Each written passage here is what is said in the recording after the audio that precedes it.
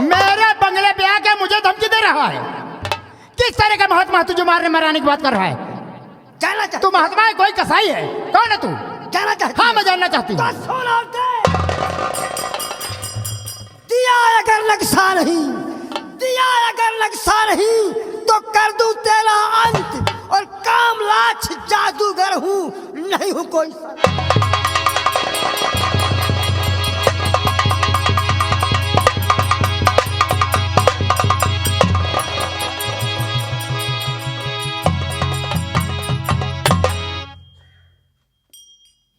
देख ले मेरा असली रूप, मुझे नक्शा चाहिए, मुझे नक्शा चाहिए।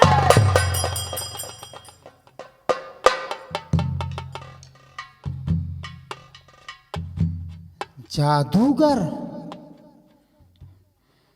तो तू भेष बदल के आया था मुझसे नक्शा मांगने के लिए। तभी तो मैं सोचती थी ये किस तरह का महात्मा है जो मारने की बात कर रहा है। भेष बदल के आया था मुझसे नक्शा मांगने के लिए। वो नक्शा तेरी किस्मत में नहीं है हरामजादे। क्या है मेरी किस्मत में? सब सुन चुकी हूँ, सब सीख चुकी हूँ। बातें तेरी सुन करके, बातें तेरी सुन करके सब लिया है मैंने सीख। और जादूगर हो करके पापी मांग रहा है भीख। अगर तू जादूगर है तो मैं भी एक छतरानी हूं। मेरे पति वफादार सेना नायक हैं, देशभक्त है, वो देश के पुजारी हैं और मैं उस पुजारी की पुजारन हूं। ईमान के लिए चाहे मेरा सारा खानदान बलिदान हो जाए, लेकिन मैं अपने जीते जी अपने पति की वर्दी पे कभी बदनोदाग नहीं लगने दूंगा।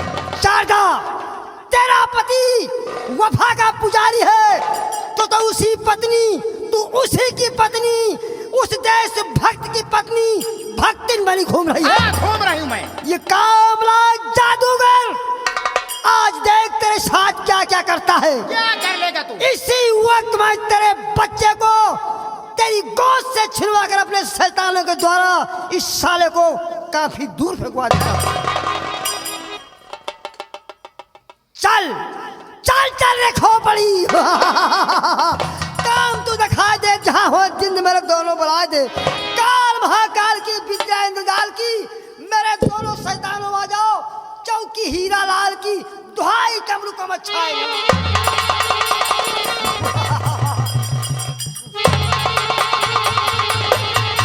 छीन लो इसके बच्चे को, इसके बच्चे को छीन लो दोनों। छीन लो इसके बच्चे को। और सुनो, ले जाओ साले इस वफादार पुजारी के बच्चे को, फेंक देना जिंदा खंडारों में। गिरते पड़ते साला मर जाएगा। शेर और बाघ चीता इसे जिंदा खा जाएंगे। ले जाओ, ये हमारा आदेश है, ले जाओ।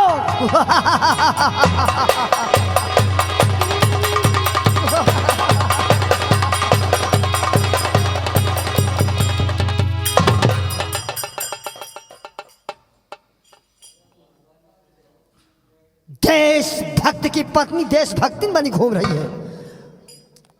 वफादार पुजारी की पत्नी वफा के नाम को लिए डंका बजा रही है। गया तेरा बेटा, गया तेरा बेटा। अब तू भी जा, अब तू भी जा। और हाँ, तुझे मारने के बाद ये कामला जादूगर, अभी अभी तूने बताया कि मेरी ननद सुधा नौजवान है, तेरे पति की बहन सुधा जवानी से भरपूर है। तुझे मारने के बाद ये कामला जादूगर उस सुधा को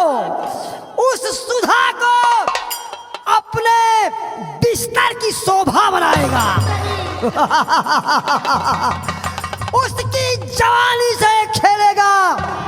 हरामखोर नक्शा नहीं देगी, नक्शा नहीं देगी।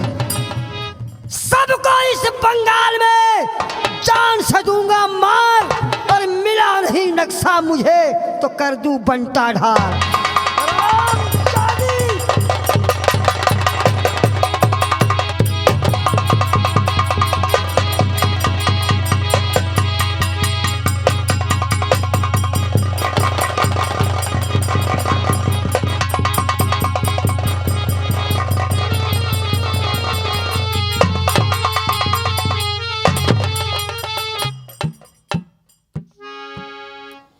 कहाँ जाएगी सुधा?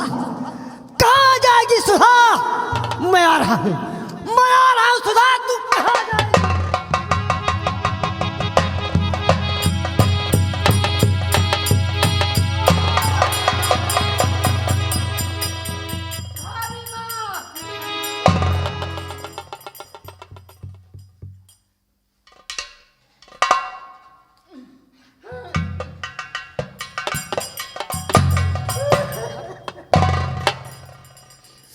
भाभी माँ, बेटी, बेटी सुधा। ये सब हालत आपकी कैसे हुई? किसने की आपकी हालत? कुछ तो बोलिए। बेटी, बंगले में कामला जादूगर आया था। कामलाक्ष जादूगर?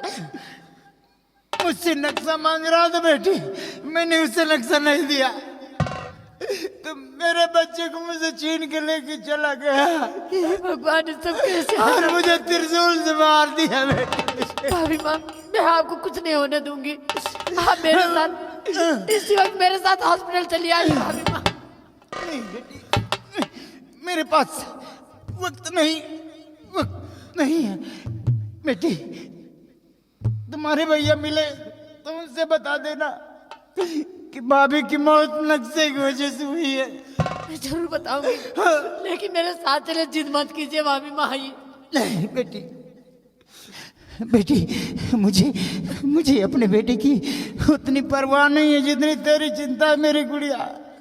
तू यहाँ से भाग जा बेटी, अपनी जान बचा ले बेटी अपनी। आपके सिवा इस दुनिया में मेरा है ही कौन? मैं कहाँ भाग के जाऊंगी? आपको इस हाल में छोड़ के मैं कहीं नहीं जाऊंगी। भगवान के लिए जिद मत कीजिए, आप मेरे साथ चलिए। कहीं भी जा बेटी, अपनी जान बचा ले, अपनी इज्जत बचा ले बेटी। मुझे अपने बेटे की परवाह नहीं है जितनी तेरी चिंता लगी है बेटी। मैं आपको छोड़ के यहाँ वो कहीं नहीं तुझे भी नहीं छोड़ेगा बेटी, जा यहाँ मैं नहीं जाऊंगी आपको छोड़ के। भाग जा, तुझे मेरी कसम, जा यहाँ से।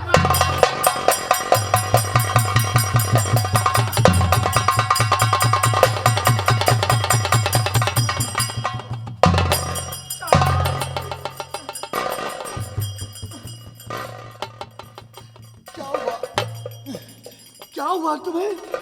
किसने तुम्हारी ये हालत की है प्रिय? बोलो मुझसे।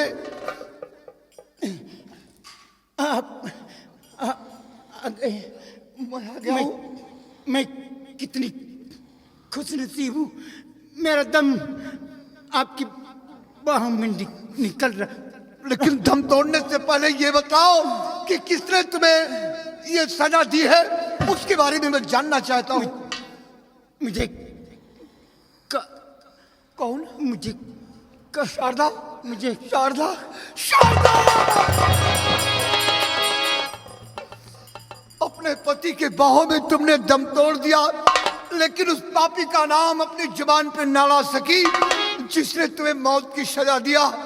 और हमें तो लगता है उसी पापी कर्मा ने आकर मेरी पत्नी को मौत की सजा दी है। लेकिन प्रिय, अगर उस कुत्ते ने मारा है तो मैं उसे जिंदा नहीं छोड़ूंगा, उस पापी की जिंदगी को मैं छीन लूंगा। सबसे पहले तुम्हारी लाश का अंतिम संस्कार करूं, उसके बाद अपनी बहन और बेटे की खोज मैं करूं।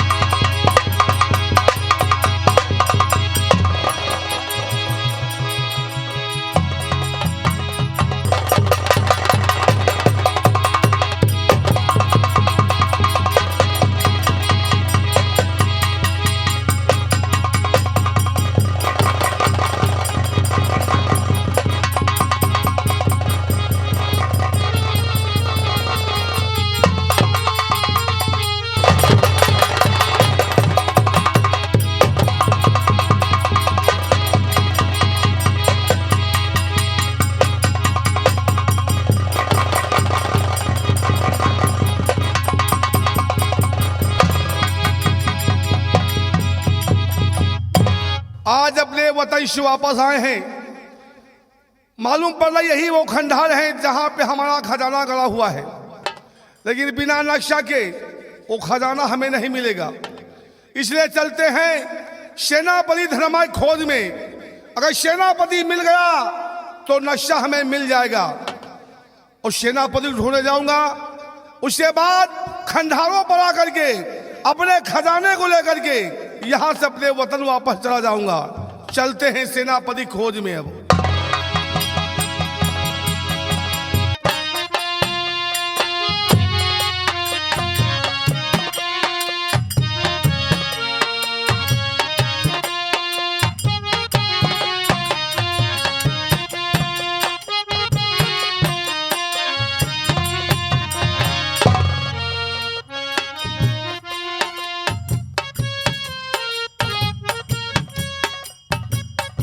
या भगवान,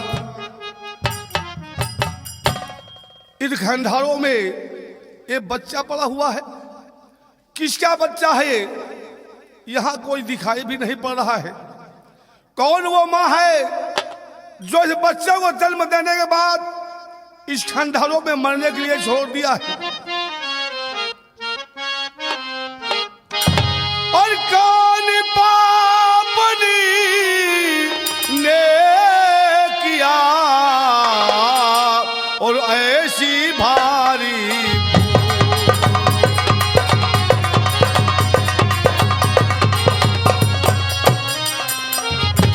कौन पापनी ने किया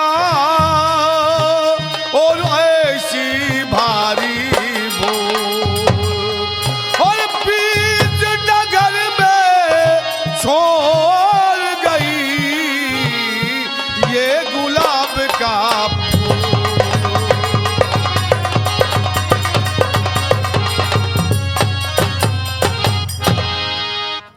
कितना खूबसूरत बच्चा है।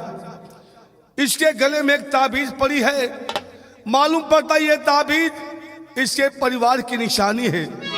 भगवान ने हमें भी कोई औलाद नहीं दिया था, इसलिए इस बच्चे को भगवान का प्रसाद समझ करके मैं अपनी गोद में लेकर इसे उठाया। ममता ऊपर मरी। इस बच्चे को आज से मैं अपना बेटा समझ इसे पालूंगा, इसकी परवरिश करूंगा। इस फूल को भगवान ने हमारी गोद में दिया है और दिया है फूल जो रब ने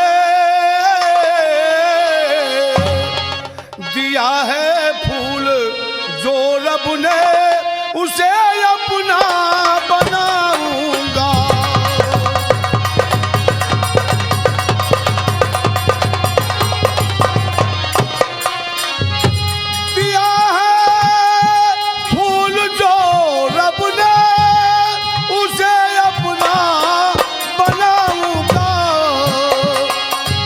बनकर पिता मैं इसका बनकर पिता मैं इसका फर्ज अपना निभाऊंगा।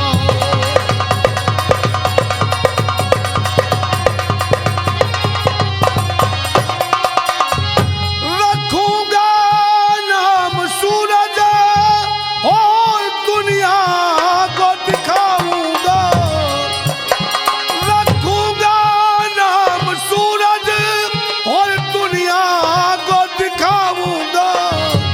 बदल कर भेष मैं अपना बदल कर भेष मैं अपना आज से नंदू गाऊंगा।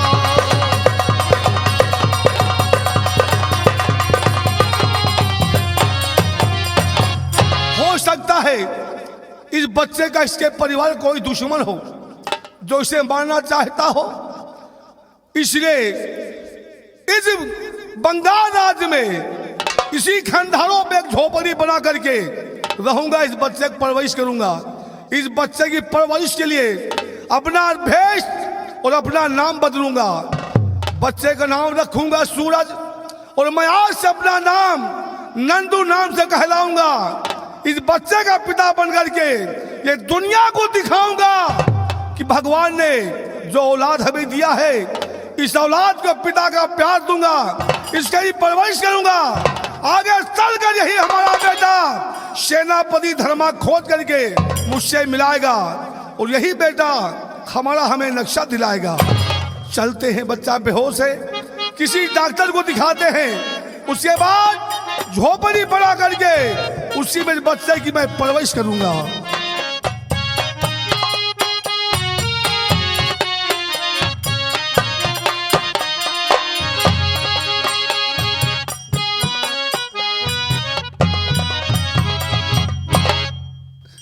मैंने अपनी बहन की खोज किया, लेकिन मेरी बहन का कोई शिनाख्त नहीं लगा। अपनी बहन की सहेलियों के घर में जाकर मैंने पूछा कि हमारी बहन सुधा यहाँ आई है, तो मेरी बहन की सहेलियों ने कहा नहीं भैया, 1 हफ्ते का समय हो गया और सुधा मेरे पास नहीं आई। अब मैं अपनी बहन को कहाँ ढूंढूं?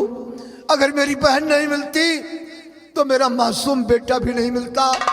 अगर मेरा बेटा नहीं मिलता तो मेरे कुल का चिराग बुझ जाएगा, दुनिया से मेरे बेटे का नामो निशान मिट जाएगा। मैं किसके सहारे जीऊंगा?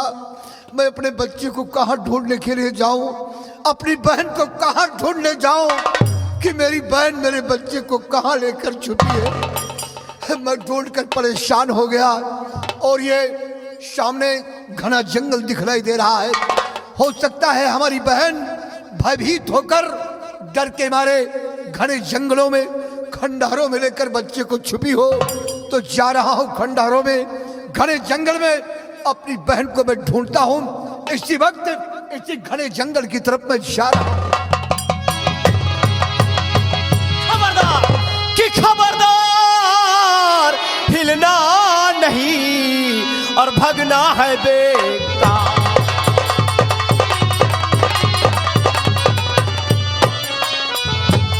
खबरदार, हिलना नहीं और भगना है बेकार, और वरना सीने के तेरे करूं मैं गोली पार।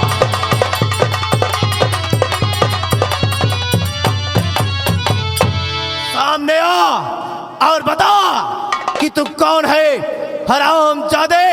जिस रास्ते से तू जा रहा है ये रास्ता कोई मामूली नहीं, ये रास्ता ठीक जयपाल सिंह की बीहड़ की तरफ जाता है। इस वक्त तू मौत के मुंह में खड़ा है। बोल। सरदार जी, मुझे मारकर आपको कुछ नहीं मिलेगा और मैं बहुत मुसीबत का मारा हूं। आपने एकाएक मुझे अपने घेरे में कर लिया, लेकिन मैं आपसे कुछ जानना चाहता हूं सरदार जी। क्या जानना चाहते हो? बोलो। बस यही, और मैंने तेरा बिगाड़ा क्या जयपाल है? मैंने तेरा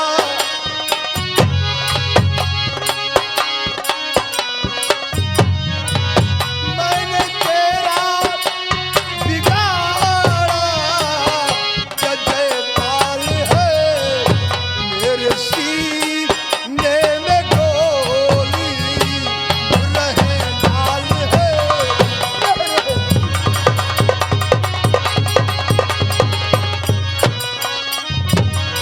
बहन बेटे को मैं ढूंढने जा रहा, बहन बेटे को मैं ढूंढने जा रहा।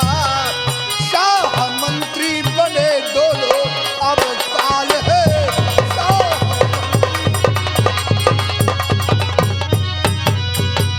आखिर जयपाल, मैंने आपका क्या बिगाड़ा है जो आप मुझे मौत की सजा देना चाहते हैं? मैं तो खुद मुसीबत का मारा हूं।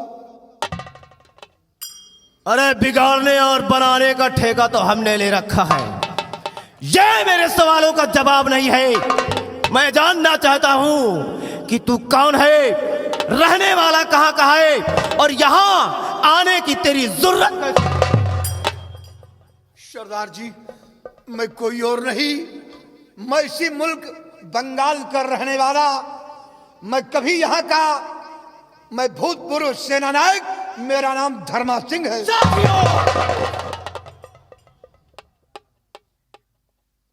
तू ही है सेना नायक धर्मा सिंह? साथियों, जिस शख्स की हमें तलाश थी आज वो मुझे मिल गया। शायद मां भवानी का आज हम पर कुछ ज्यादा ही मेहरबान है, इसलिए हम जिस मकसद से निकले थे आज वो मंजिल हमारी नजरों के समक्ष खड़ी है। सेना नायक धर्मा सिंह, तेरा नाम सुनकर ये डाकू जयपाल सिंह आश्चर्य में पड़ गए। जानना चाहता है? मैं जानना चाहता हूं। जानना चाहता तो सुन। ये डाकू जयपाल सिंह अपने गिरोह में सहित कहीं और नहीं बल्कि तेरे बंगले पर ही जा रहे थे। मेरे बंगले पर? तेरे बंगले पर। आखिर किस हविष्य में? मैंने सुना था कि इस बंगाल राज में कोई बंसो नाम का बंजारा आया था।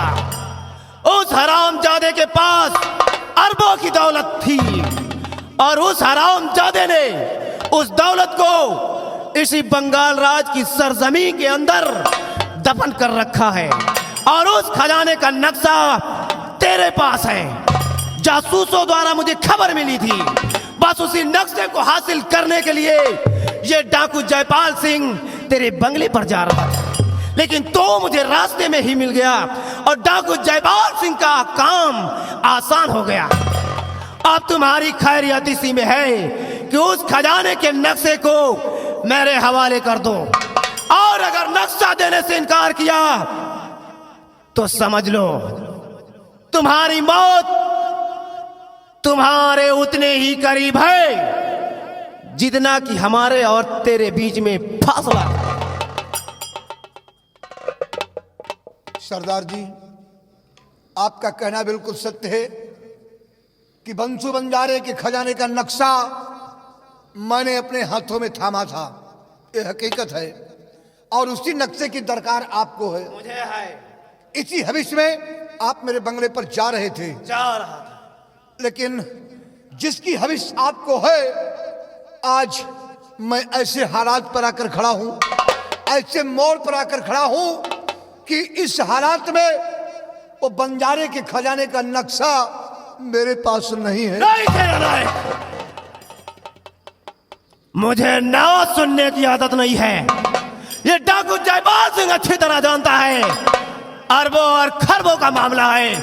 उस खजाने का नक्शा तो इतनी आसानी से बताएगा नहीं और ना ही मुझे देगा, इसलिए मेरे पास ज्यादा वक्त नहीं है।